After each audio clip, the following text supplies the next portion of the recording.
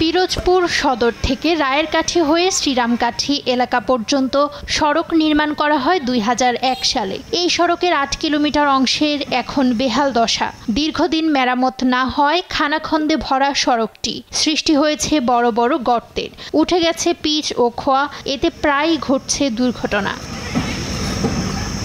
দুর্ঘটনা এড়াতে বিকল্প রাস্তায় চলাচল করছেন জনসাধারণ। এতে নষ্ট হচ্ছে সময়, বাড়ছে যাতায়াত খরচ।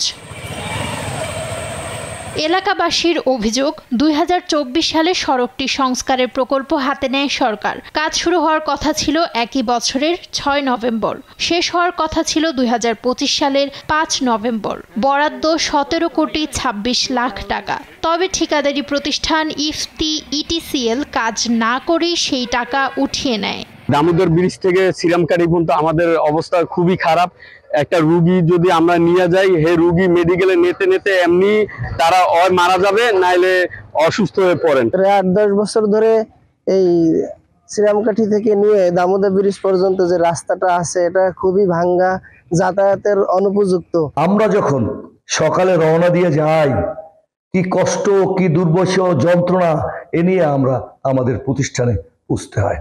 এই অভিযোগের সত্যতা যাচাই করতে একাধিকবার নির্বাহী প্রকৌশলী রঞ্জিত দের সঙ্গে যোগাযোগ করা হলেও তার কোনো বক্তব্য পাওয়া যায়নি। তবে পিরোজপুর জেলা প্রশাসক দুর্নীতির কথা স্বীকার করে বলেন, কিভাবে আবার রাস্তাটা সংস্কার করা যায় তা ঊর্ধ্বতন কর্তৃপক্ষের নজরে আনা হয়েছে। এখানে দুর্নীতি হয়েছে মর্মে দুর্নীতি দমন কমিশন কর্তৃক উদ্ঘাটিত হয়েছে। পরবর্তী কার্যক্রম কি করণীয় হবে এবং রাস্তাগুলো কিভাবে আবার সংস্কারের আওতায় আসবে, মেরামত করা যাবে এবং নতুন রাস্তা তৈরি হবে, এই বিষয়ে সরকারের নজরে আনা হয়েছে। এই সিদ্ধান্ত আসলে আমরা তৎপরবর্তীতে সিদ্ধান্ত অনুযায়ী কার্যক্রম গ্রহণ করব। পিরোজপুর সদর উপজেলার ৭০০ কিলোমিটার পাকা ও আধা পাকা সড়ক রয়েছে। এর মধ্যে ৪০০ কিলোমিটারই চলাচলের অনুপযোগী।